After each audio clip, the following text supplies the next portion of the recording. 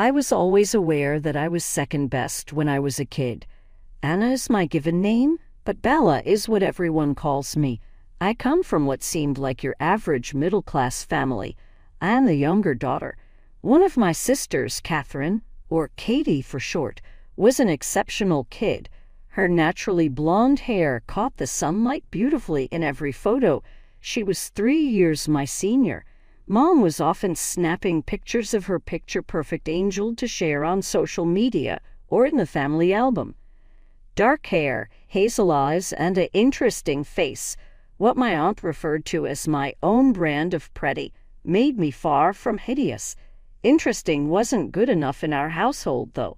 While Katie exemplified the norm, I merely existed. There was no ambiguity about the bias. We would spend whole weekends at the mall whenever Katie needed new outfits. Every time I had a request, the response was the same. "We'll see next month, sweetie." Because Katie wanted more area to study, she was given the larger bedroom. For my 16th birthday, I received a watch, and it wasn't even a good one. But she got a car. The high school graduation ceremonies were when the rubber met the road. Our parents hosted this enormous celebration in honor of Katie's graduation. She was going to college to follow in her father's footsteps and become a bank manager, and her father was quite proud of the news. Her promising future was toasted by everybody. 3 years down the road, I outperformed Katie academically and earned my diploma. As I sat at our kitchen table, clutching my college acceptance letters, I vividly recall my parents giving each other the side eye. Mother began to say, "Honey," but she avoided making eye contact with me. "The funds for college are simply not available at this time, given Katie's tuition and the challenging market conditions." He said, "Maybe you could work for a year or two, save up some money." Silent I sat, taken aback. I was informed that my education could not be funded by the same parents who had recently purchased a new laptop computer for Katie's college expenses. I sobbed myself to sleep that night. However, I will never again weep over their partiality. I embarked on my job search the following morning. I was hired as a housekeeper at our city's most posh hotel, the Grand Plaza, within a month. After finishing college, Katie went back to her parents' house to save money while I moved into a small studio apartment across town. Although it was difficult at first, I eventually came to prefer living on my own to remaining at home and seeing Katie enjoy our parents' undivided attention. It was my apartment, no matter how rudimentary. I was proud of myself every night. When I got home from work, even though I was fatigued, I was making it on my own. My job at the Grand Plaza Hotel required my undivided attention. I took each cleaning assignment as a chance to learn the ins and outs of the hotel industry, in contrast to my coworkers who grumbled about the difficult customers and never-ending rooms to clean. "Bella, you're the only one who consistently gets perfect room inspection scores," the chief housekeeper, Mrs. Rodriguez, informed me after only 3 months. "How do you do it?" "Simply attempt to consider my desires in the event that I were to remain here," I responded while adjusting my uniform. I went from housekeeper to head maid in just 6 months. Room 742's guest, James Richardson, and I first crossed paths at that moment. His salt and pepper hair and fine suits gave him a distinguished appearance. He was likely in his mid to late 40s. As I oversaw the cleaning of the 7th floor one morning, I became aware of his observation. Exclaiming, "Miss," he demanded, "could I have a word?" A brief inquiry regarding additional towels evolved into a 15-minute discourse regarding the inner workings of the hotel. He encountered me once more the next day. Next up, on the 5th day of his stay at the hotel, he casually said, "Come have dinner with me tonight. I know a lovely restaurant downtown." My back straightened, and I met his gaze squarely. "Mr. Richardson, I appreciate the invitation, but I need to be clear. If you're looking for a temporary arrangement during your stay, I'm not interested." Rather than taking offense, he found humor in it. "All right, then." Still, I extend an invitation. No more than dinner. I respectfully but firmly declined. Throughout his 3-week stay, he maintained an amicable yet polite demeanor. He gave me his contact information on the business card he left behind when he checked out. I thought that would be it. I put it away. After a fortnight, things began to shift. I was first offered a position at the front desk, which was a major advancement, then summoned to the office of the hotel manager. My promotion to team leader of registration occurred before I had a chance to adjust to my new position. A few weeks down the road, I was promoted to the position of front desk assistant manager.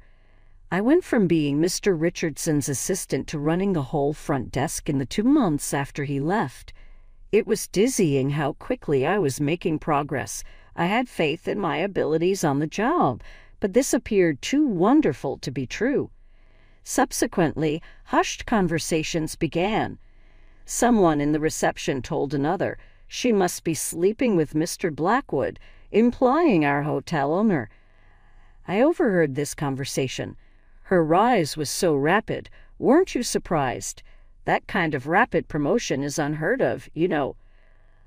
I attempted to disregard the rumors, but they hurt. Although I had put in countless hours, stayed late, and studied the ins and outs of the operation to win each promotion, I was still accused of sleeping my way to the top. I had no idea I had an affair with Mr. Blackwood. We had scarcely crossed paths. The secretary for Mr. Blackwood contacted him on a Monday morning to set up a meeting. I felt queasy since these unannounced encounters usually portended problems. 2 o'clock in the afternoon, I rapped on the door of his office. "Come in, Bella," he beckoned. "Please have a seat." A towering guy in his 60s, Mr. Blackwood had gentle eyes that appeared to be assessing something at all times. Before raising an eyebrow at me, he shuffled papers on his desk. Starting with, "You've done exceptional work here," he continued, "but there's something we need to discuss." It broke my heart. Finally, they had come to the realization that I was unqualified for the position. "I think it's time for you to go to college, Bella." I blinked, my mind racing. "I'm sorry." "Sure, the hotel can accommodate your schedule," he went on to say. "We want you to get your degree while maintaining your position here." I was really disoriented. What I got was completely unexpected. I resorted to stammering when I was asked a question. "Thank you, but why?" He retrieved his desk drawer with a smirk on his face. "You know, I don't often take advice about personnel decisions from outside sources, but in your case, a good friend insisted I pay attention." He retrieved a business card and passed it across the table. "If you're curious about why your career has taken such an interesting trajectory lately, give this number a call." My heart skipped a beat as I took the card in my hand. Mr. Richardson had given me the same number months earlier, and it was the same. At home that night, I sat for an hour staring at the card before deciding to pull out my phone. As I dialed, my hands trembled. "I was wondering when you'd call." That familiar voice responded on the second ring. You're friends with Mr. Blackwood." I was able to inquire. "I can't help but laugh," James said. "We've been friends for 30 years. His faith in my ability to discern talent is unwavering." "So all these promotions were entirely earned?" I wanted to make sure, so I pressed. "Yes," he said with conviction. "All I did was advise him to look at your possibilities. You are entirely responsible for all that you have accomplished." Hours passed as we conversed that evening. He went on to say that he had been pleased by my work ethic, thoroughness, and inherent leadership skills while he had been here. That determination to succeed in spite of overwhelming circumstances was something he recognized in me, and it made him think of himself from his youth. He invited me to the same restaurant months ago, and 2 days later we ate there again. On this occasion, I consented. I decided to study hospitality and restaurant management in college, so I registered the week after that. Whether it was emotionally or practically, James was there for me the whole time. I learned things that no textbook could ever cover from him, and he helped me study at the same time. Our bond grew stronger over time. Nothing happened at a climactic moment or due to a huge romantic gesture. Being together eventually became as automatic as breathing because of how close we became day by day. After 6 months of that initial phone call, he finally stated, "Move in with me," in an evening conversation. We were perched on his upper floor balcony, gazing down at the twinkling cityscape below. After our intimate but beautiful wedding a month later, I packed up my studio and moved into his penthouse. During our coffee date one afternoon, my buddy Sarah gushed, "Girl, you hit the jackpot. Happily married, gorgeous, and really pleasant. There shouldn't be any men like that." Despite my amusement, she was correct. James was the ideal husband I had always dreamed of. I had never felt appreciated as a child, but he made sure I felt that way by paying for my college and praising my professional accomplishments. Family reunions were, to put it mildly, an adventure for me once I discovered bliss. Katie, who had always been the star of the show, was difficult to keep a man engaged for more than a few weeks. Her career at the bank was going well. She'd made it to assistant manager, but her personal life was a shambles. During holiday feasts, I would notice that she would look at James and me with eyes that betrayed a hint of jealousy. My once uninterested sister is suddenly fixated on me, even though she used to disregard me unless she was in need of something. "Did you see how Katie was looking at your ring all through Christmas dinner?" Subsequently, James inquired. I thought she was going to drill a hole through it with her eyes. "She's always been used to having the best of everything," I said softly. "I don't think she knows how to handle not being the center of attention anymore." When my parents began their effort to have Katie wed off, things became much more uncomfortable. At each and every family function, my mom would surround me. "Sweetie," she would remark with that sugary tone she employed when she desired something, "I'm sure James has some wonderful friends, single ones. You know, Katie isn't exactly a spring chicken." Dad cut to the chase. "Someone as accomplished as James should marry your sister. You should lend her a hand. That's just how families are." I couldn't help but notice the irony. My beloved parents, who struggled to pay for my education, were now attempting to take advantage of my connections for their own profit. Katie eventually admitted to me, "James must know lots of eligible businessmen," as she cornered me in the kitchen during Easter supper. "Why haven't you introduced me to any of them?" My sister caught my whole attention as I gazed at her. Her flawless blonde locks remained, but her eyes had an intensity I had never witnessed before, a desperate edge. Maybe because I prefer not to be involved in other people's romantic lives, I responded thoughtfully, "Besides, relationships aren't about just finding someone wealthy, Katie." "Sure thing," she retorted. "You already got the rich husband." Keeping my distance was the correct decision, and I knew it as I left that conversation. I felt uneasy about Katie's demeanor toward meeting a rich man. It seemed more like she was searching for a reward than someone she wanted to adore. I was certain I had finally discovered the one. It would appear that the following 2 years validated my first belief. However, changes started to occur, albeit subtly and initially. It all began with minor details. James started getting home from work later and later. His once infrequent work visits started happening more often. Initially, I rationalized his actions in my mind. Life was hectic for him. The organization relied on him. This was merely a passing phase. When he texted, "Sorry, darling, emergency board meeting," he missed yet another supper I had made. "This trip might take 2 weeks instead of 1, he would say, barely lifting his eyes from his phone. With each passing day, our home seemed drier. Our penthouse apartment became a lonely reminder of the amount of time I spent there alone as the sound of my heels echoed through it. At last, I had enough. It was late one night. With the intention of having an honest discussion about our situation, I stayed up waiting for him.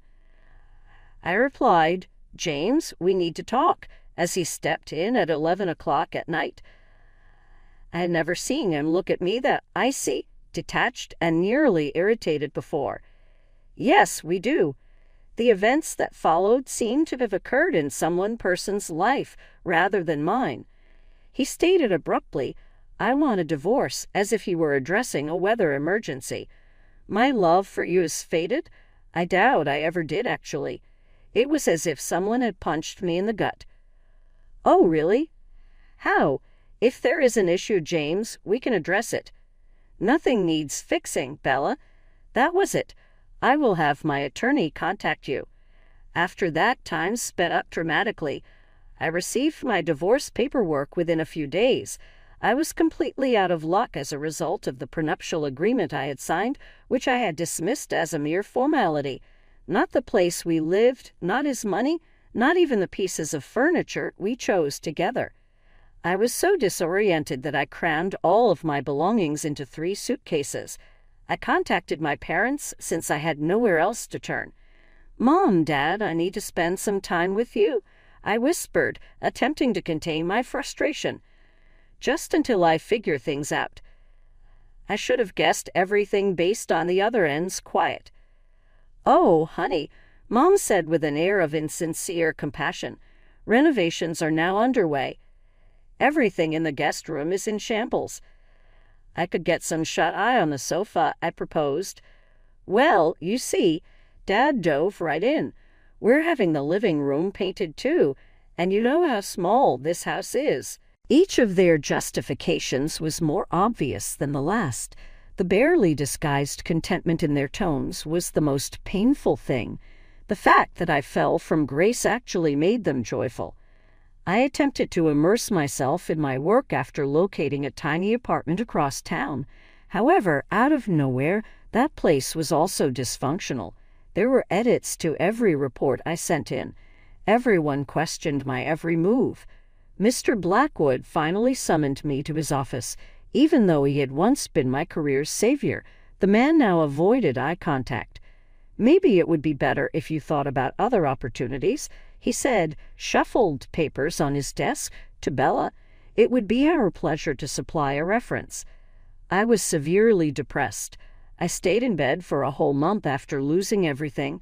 Nobody from my family even bothered to phone or text to see if I was okay. It was unbearable. "Sarah, thank God. Get up," she said as she stormed into my flat one morning, bringing bagels and coffee. "This isn't the Bella I know. The Bella you knew had a life." I whispered into my pillow. "No." My curtains were pulled open by her. "I know a Bella who isn't afraid to fight. The one who rose from the ranks of housekeeping to executive administrator. She was the one who worked her way through college. I believe Bella is still hiding out there. The fact that I had always been frugal is a blessing. My own savings from years of working and living modestly were still available, even with the prenup. Having a backup plan is essential, as James had shown me. It dawned on me as I lay in bed, unable to move, staring at the ceiling. The hotel industry was second nature to me. I had managed the front desk and cleaned toilets. You name it, I was aware of the successes and failures as well as, most significantly, the desires of the guests. I informed Sarah during breakfast the following day that I was planning to launch my own hotel. With a gasp, she swallowed her coffee. "That's ambitious." I told them, "I've got savings for startup costs, but I'll need investors," while simultaneously compiling lists on my phone. "And I know exactly what kind of hotel I want to create." Research, a comprehensive business strategy, and networking were my top priorities, so I dove headfirst into them. My dream of opening a boutique hotel that offered both high-end amenities and individualized service was met at a charity event for budding entrepreneurs when I met 2 investors who shared my enthusiasm. That first year was the worst. I was the go-to gal for every shift, whether it was reception during the day or nighttime paperwork. Due to my maid's flu, I once had to take over housekeeping duties for 3 days. But this time around, even the most draining moments seemed different. For my own benefit, I was constructing something at this time. The hotel started to flourish, albeit slowly. Our individualized approach and meticulousness became well known. We started to see a profit in the 3rd year. In the 5th year, I had repaid my investors in full and owned the hotel outright. All the while, nobody in my family said a word. They had erased all trace of my existence from their life to the point that I was invisible. There will be no more holiday parties, no more gatherings with relatives, nothing. In the beginning, it was painful. Over time, though, I came to see it as a blessing. When they were not around, I no longer had to deal with their subtle criticisms, comparisons, and feelings of inadequacy. It seems like old habits die hard, yet every now and then I would look at Katie's social media accounts. That's how I found out she had a baby and had finally found her wealthy man. Exotic holidays and luxury baby outfits filled her posts. She appeared to possess all the things she had ever desired. The time flew by in the span of 2 years. Not only was the hotel profitable, but it had also become the city's favorite spot for those looking for a more intimate, personalized experience. Travel bloggers have highlighted our establishment, complimenting our one-of-a-kind hospitality. I mentioned to my management team one morning that we ought to do something charitable, something big. Our first charity event came to fruition in that very same way. Inviting local celebrities, business leaders, and members of the press, we turned the hotel's majestic ballroom into a dazzling wonderland. Given my personal background in education, it was logical that the event's proceeds would go toward funding educational scholarships for disadvantaged youngsters. It was the most successful gala ever. Suddenly, I was the center of attention as local TV stations reported it and internet news sites carried pieces about the hotel owner's rags-to-riches story. My front desk manager contacted my office 3 days subsequently. "The lobby is where your folks are, Miss Bennett. Their want to see you is pretty strong. They insist on staying till you descend." I sighed deeply, smoothed my suit coat, and made my way to the lobby. Older but no less entitled than ever, there they were, Mom and Dad. "Bella." Mom hurried over to give you a bare embrace. It evaded me with ease. "Why are you here?" Coldly, I inquired. "Can't parents want to reconnect with their daughter?" Dad sounded distressed. "We are aware of your level of success. How proud we are." Proud. I let out a sharp chuckle. When I needed a place to stay following my divorce, you weren't proud. Those 7 years you skipped calling were not a source of pride for you. Water under the bridge. In a dismissive gesture, Mom waved her hand. Family should stick together in hard times. Speaking of which, she whispered something about conspiracies. Katie is going through a really tough time right now. She is now a single parent after her boyfriend abandoned her. Child support will not be paid by him. You could definitely lend a hand to your sister, right? How precisely are you expecting me to assist Katie? I asked, my voice tinged with morbid curiosity and a need for resolution. My mom's face brightened as she thought she had discovered a way in. Discuss the matter with the father of her child. Get him to see that he must provide for his child. It made me laugh out loud. Who is this guy that he would pay attention to me? Even I don't know who he is. Be more direct, Bella, Dad admonished. Sure, you're familiar with James. He was married to you, ultimately. For a split second, time seemed to stand still. All of a sudden, the puzzle pieces fit together with a gruesome precision. An enigmatic wealthy suitor who is dating my sister, the abrupt separation of my parents when my career died a tragic death. James? Shy whispered. Katie and James. I mean, it wasn't planned, Mom answered defensively. These things just happen. These things just happen. My pitch went up. My sister and my husband. Did you know that? Were you aware the whole time? Katie and James fell in love. Dad replied, as if that put everything into perspective. We couldn't very well take sides. Couldn't take sides. Now I was on the verge of screaming. I assure you, you chose a side. You have removed me from your life. Without assistance, I was stranded, and you turned a blind eye. And you dare to come here and beg for my assistance now. Calm down, Mom remarked. It was all for the best in the end. Behold, you now own a hotel of your very own. So James did the right thing, having you fired from your old job. According to her, Katie thought it would be too awkward, you working there. I beheld my parents, the ones entrusted with my upbringing and the responsibility of loving and protecting me.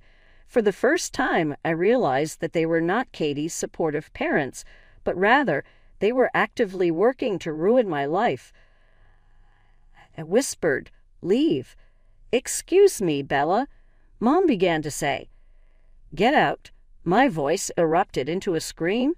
"Security." In an instant, 2 of my security personnel showed up. With my voice quivering with anger, I informed them, "These individuals are not allowed on the premises. No matter what, they will never be permitted to return to this hotel. Go with them." As soon as Dad started to say, "You ungrateful little," the guards escorted them to the exit. "You're going to be sorry you did this," Mom angrily said. "Family is all you have." "No," I yelled from behind them. "Family is supposed to love you, support you, protect you. You're not family. You're merely people that happen to parent me." I never spoke to my parents again after that. I learned about the aftermath through social media and common connections. The relationship between Katie and James fell apart catastrophically.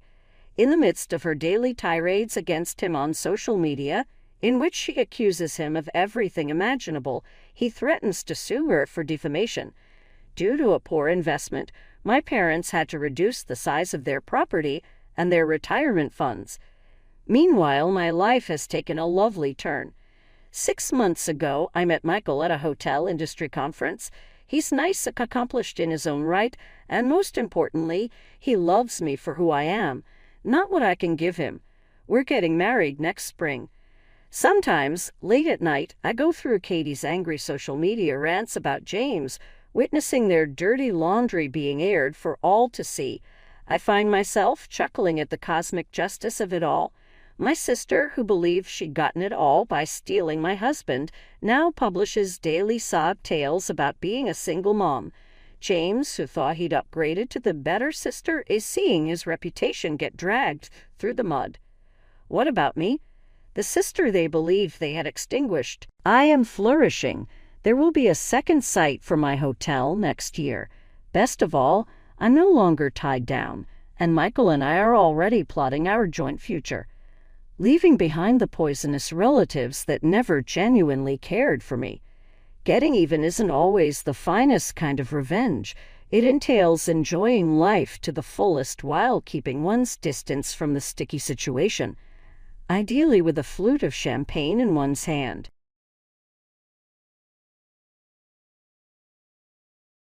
Hey everyone, I'm Maya, 32, living my dream as a pastry chef in the Big Apple.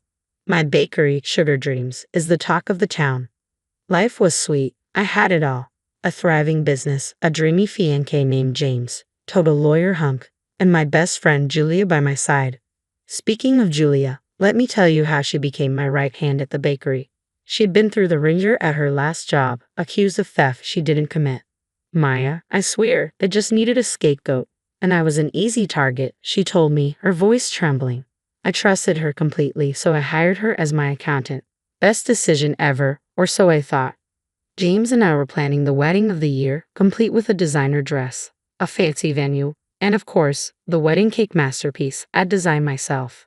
Babe, whatever you want for the cake, it's yours, James said with that $1,000,000 smile. Everything was falling into place. Our wedding party was a dream team. Tom, James' best friend, was our best man. My sister Lisa was my maid of honor. And Marco, my sous chef, was an absolute wizard with a whisk. Life seemed perfect, almost. It was the little things about James that started to get to me. The way he'd get jumpy with his phone or cancel plans last minute. It's normal, I told myself. He's a busy lawyer, after all. But one night at dinner, his phone kept buzzing, and he looked a bit nervous. Everything okay? I asked. Oh, yeah, just work stuff, you know how it is, he replied, flashing that smile that usually melted my worries. But I couldn't shake a growing unease. Over the next few weeks, James seemed even more distracted, always glued to his phone. Finally, I confronted him. Babe, you've been pretty attached to that phone lately. Is everything all right at work? He looked startled for a split second, then recovered with, yeah, just a big case. You know how it is. But I didn't really know, did I? The next day at the bakery, I couldn't focus, and Julia noticed. Maya, what's wrong? She asked, glancing over with concern. It's James, I admitted. He's been so distant lately. Am I crazy? Julia forced a smile. Come on, it's probably just pre-wedding jitters. You know how guys get. I wanted to believe her, but there was something off in her voice. Later that week, while James was showering, he left his phone on the counter. Curiosity got the better of me. I shouldn't have looked, but I did, and my stomach dropped. Dozens of texts from someone named S with heart emojis. When James came out, I confronted him. Who's S, James? He paused, then laughed. Oh, that's just Sam from the office. You know, the intern. She's emoji crazy. I nodded, but my gut told me something wasn't right. A few days later, I ran into Tom at a coffee shop near James' office. He seemed surprised to see me. Maya, I thought you'd be at James' business dinner tonight. My heart sank. Business dinner? He told me he was working late. Tom looked flustered. Oh, maybe I got mixed up. But I knew he'd let something slip. That night, I did something I'm not proud of. I went through James' recent credit card statements. Fancy restaurants, jewelry stores, hotel charges. None of it made sense. Just before leaving for another business trip, James handed me a small wrapped box. An early wedding gift, he said with a tight smile. As he left, I noticed Julia at her desk, looking pale and fidgety. Everything okay? I asked, but she jumped, avoiding my gaze. Fine, just not feeling great, she stammered. With trembling hands, I finally opened James' gift. Inside were divorce papers, not for me, but showing he was secretly married, to Julia. My best friend, the woman I trusted with my business and my heart. It all clicked, the hushed phone calls, the late nights, the way Julia avoided my eyes. I stormed into the bakery, my vision blurred with tears. Julia looked up and her face crumbled. Maya, I'm so sorry. I never meant for this to happen. She broke down, confessing everything. It started as a fling, but it got serious. We got married 6 months ago. I wanted to tell you, but James said it would ruin everything. My voice came out as a whisper. How could you, Julia? Tears streamed down her face, and she looked at me with guilt etched deeply in her eyes. There's more, Maya, she said, barely holding herself together. I've been stealing from the bakery. The hits just kept coming. I collapsed into a chair, my legs too weak to support me. James, he's not as well off as he pretends, she confessed. He kept asking me for money, saying he'd pay it back. But he never did, and I was scared to say no. I'm so sorry, Maya. I've betrayed you in every way possible. As Julia continued her confession, I felt like I was drowning. It wasn't just a few $100s. It was thousands, tens of thousands. My successful bakery, my dream, was on the brink of financial ruin. Just then, the bell above the door chimed, and James walked in, his face falling as he took in the scene. Maya, baby, I can explain, he stammered, trying to sound sincere. I cut him off, my voice as cold as steel. Explain what, James? How you married my best friend behind my back. How you've been stealing from me. His smooth lawyer persona slipped into place as if he could argue his way out of it. It's not what you think. Julia and I, we love each other. We didn't mean to hurt you. And the money, it was just temporary. I was going to pay it all back. I let out a hollow, bitter laugh. Love? You don't know the meaning of the word. Neither of you. Julia reached out to touch my hand. Maya, please, we can fix this somehow. I jerked my hand away. Fix this? You've destroyed everything. My trust, my business, my future. There's no fixing that. James started to plead. Baby, please, give me another chance. I'll make it right. Something inside me snapped. Another chance. Here's your chance, James. Get out. Both of you. Get out of my bakery. Get out of my life. We're done. They tried to argue, to explain, but I was done listening. I picked up the phone and called the one person I knew I could trust. Lisa, I need you now. My sister arrived in record time. She took in the scene with wide eyes, then pulled me into her arms as I finally broke down. Taking charge, she ushered James and Julia out with a stream of language that, under any other circumstances, would have made me laugh. Over the next few hours, Lisa and I pieced together the full extent of the betrayal. The theft had left Sugar Dreams in dire straits, bills unpaid, suppliers demanding payment, and barely enough in the account to make payroll. "What am I going to do, Lisa?" I sobbed. "The bakery was my dream. And now?" Lisa squeezed my hand. "We'll figure it out, sis. You're not alone in this." As the shock began to wear off, a steely determination took its place. James and Julia had taken so much from me, but they hadn't taken my skills, my passion, or my fighting spirit. "No," I said, wiping my eyes, "they don't get to win. I'm going to save my bakery, and I'm going to do it without them." Lisa smiled, fierce pride lighting her eyes. "That's my girl. Where do we start?" I took a deep breath, looking around at my beloved Sugar Dreams. It was going to be a long, hard road ahead, but I'd built this place from nothing once before. I could do it again. "We start," I said, rolling up my sleeves, "by making the best damn cupcakes this city has ever seen." The next few months were a whirlwind. Saving Sugar Dreams became my mission, my obsession. I practically lived at the bakery, working side by side with Marco to keep us afloat. "We need to cut costs wherever we can," I told Marco one late night, "but we can't compromise on quality."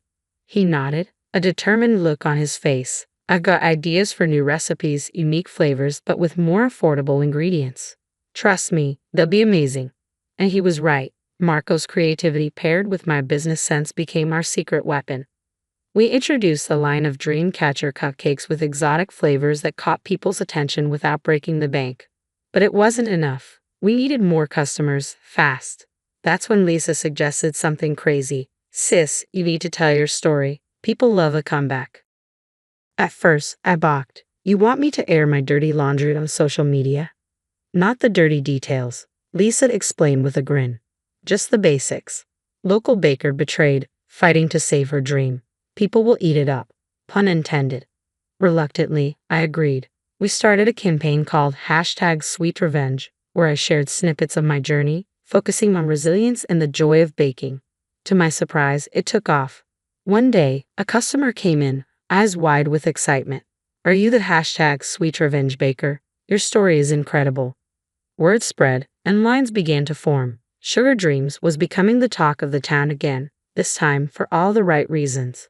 Meanwhile, I heard through the grapevine that James's law firm had uncovered some of his shady dealings. It turned out Julia and I weren't his only victims. "James has been disbarred," Tom told me one day when he stopped by for coffee. "The firm's in shambles, and he's facing serious legal trouble." I'd be lying if I said I didn't feel a twinge of satisfaction, but mostly I felt relieved that James couldn't hurt anyone else. As for Julia, her role in the whole mess became public knowledge. Last I heard, she couldn't get an accounting job anywhere in the city, and even her friends had abandoned her. Months passed, and slowly but surely, Sugar Dreams climbed out of the red. Every paid bill, every new customer, felt like a personal victory. 1 year to the day after I discovered James's betrayal, I stood in my bustling bakery, the air thick with the scent of fresh pastries and the hum of happy chatter. Marco appeared at my side, grinning. "We did it, boss. We really did it." I smiled back, feeling a warmth that had nothing to do with the ovens. "We sure did." Just then, the bell above the door chimed, and I looked up to see a familiar face.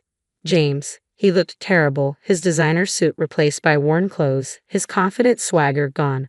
Our eyes met, and for a moment I saw a flicker of the man I thought I'd loved.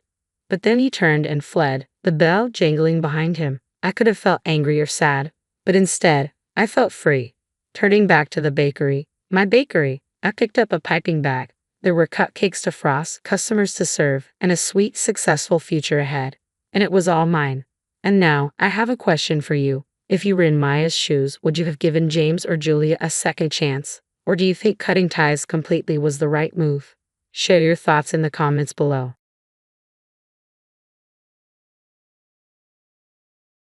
Hey there, I'm Amelia. I'm 28 and absolutely crushing it in the marketing world here in the Big Apple.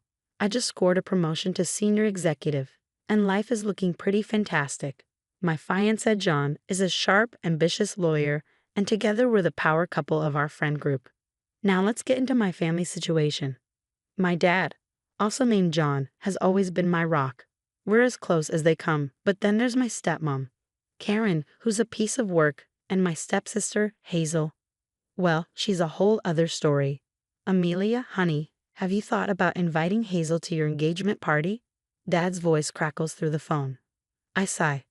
Dad, you remember what happened at my graduation? He chuckles. I know, sweetheart, but she's family. Thinking back to when Dad and Karen got married, I remember Hazel making high school villains look like saints, always pulling stunts for attention, always competing with me. Fine, Dad, I'll invite her. But if she shows up in a white dress, I'm not responsible for my actions. He laughs, relief evident in his tone.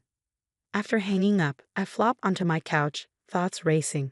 Despite everything, I've always tried to keep things civil with Hazel. My phone buzzes. It's my best friend, Rachel. Girl, you will not believe what I just heard about Hazel, she says. Do I even want to know? I groan. Apparently, she's telling everyone she's shortlisted for a Nobel Prize. I can't help but laugh. For what? Best drama queen. Rachel laughs with me. So, are you really inviting her to the engagement party? I sigh. Yeah, keeping the peace, you know. The night of the engagement party finally arrives. The restaurant hums with excitement, laughter filling the air. John wraps his arm around my waist as we greet guests. You look stunning, babe, he whispers, his eyes shining. I'm about to respond when I spot Hazel entering. She looks unusually pale, leaning on Dad for support. Amelia, darling, she calls out weakly. I didn't want to miss this. The night unfolds, but I can't shake the feeling something's off. Finally, it's time for the toast. Just as I raise my glass, there's a loud crash. Hazel has collapsed. Glass shatters as guests gasp. Dad shouts for an ambulance, cradling Hazel's head. When she finally regains consciousness, her eyes fill with tears. I didn't want to ruin your night, she says softly. But I can't keep it a secret anymore. I'm dying. The room falls silent, the air heavy with shock. In the days that follow, Hazel's condition is all anyone talks about. I find myself spending more time with her, torn by guilt as she confides her fears. I'll never know what it's like to fall in love, to get married, she sobs one night. Meanwhile, my time with John dwindles. Babe, we haven't had a date night in weeks, he points out gently one evening. I sigh, already reaching for my coat. I know I'm sorry, but Hazel needs me. You understand, right? Weeks pass, and Hazel's requests grow bolder. She wants to be involved in every part of the wedding planning, constantly changing details we've already finalized. One night, she invites me over for dinner, saying she has something important to discuss. As I take a sip of water, she reaches across the table, grasping my hand. Amelia, seeing you and John together has made me realize what I'm missing. I know it's a huge favor, but I want to know what real love feels like before it's too late. I blink, stunned. What do you mean? She takes a shaky breath. Could you let me date John? Just for a little while, to experience love before I go. I nearly choke on my water. Hazel, that's insane. John and I are engaged. We're in love. She bursts into tears, and I'm left speechless, wondering how we got here. I know, and I'm so happy for you, Hazel sobbed, her voice trembling. But Amelia, please, I'm never going to have that. Can't you let me just have a taste of it? As I sat there watching her tear-streaked face, a mix of anger, pity, and disbelief coursed through me. How could she ask this? And more importantly, how could I possibly respond? I can't believe I'm doing this, I muttered, my hands shaking as I dialed John's number. Each ring felt like an eternity. Hey, babe, what's up? He answered, cheerful as always. I took a deep breath. John, we need to talk. Can you come over? An hour later, he was on my couch, his expression puzzled. You're breaking up with me? Amelia, I don't understand. I couldn't bring myself to meet his gaze. It's Hazel. She's dying, John. Her last wish is to experience love with you. His face twisted in shock. What? That's insane. I love you, Amelia. I'm not going to. Please, John, I interrupted, my voice cracking. Do this for me, for her. She doesn't have much time left. He was hurt, angry, and confused, but eventually he agreed. As he left, it felt like my heart had been ripped out. The next few weeks passed in a blur. I buried myself in work, staying late, taking on extra projects, anything to keep my mind off John and Hazel. But I couldn't escape it. Each time I opened social media, there was another picture of Hazel and John. At a restaurant, the beach, a concert, and in every photo, she looked healthier. This doesn't make sense, I muttered, scrolling through her Instagram. Wasn't she on death's door a month ago? Rachel, my best friend, voiced what I'd been afraid to admit. Amelia, have you actually seen any medical reports? You don't think she'd lie about something like that, do you? I brushed her off.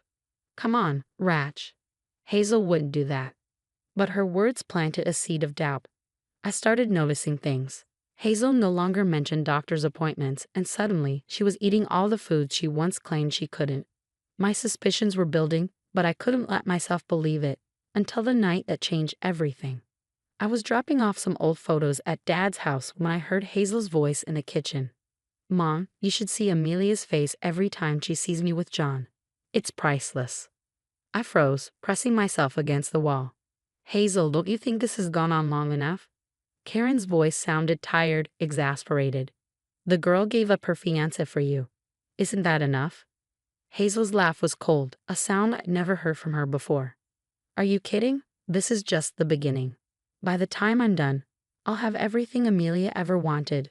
The job, the man, the life. And the best part? She handed it all to me on a silver platter. And your illness? Karen pressed.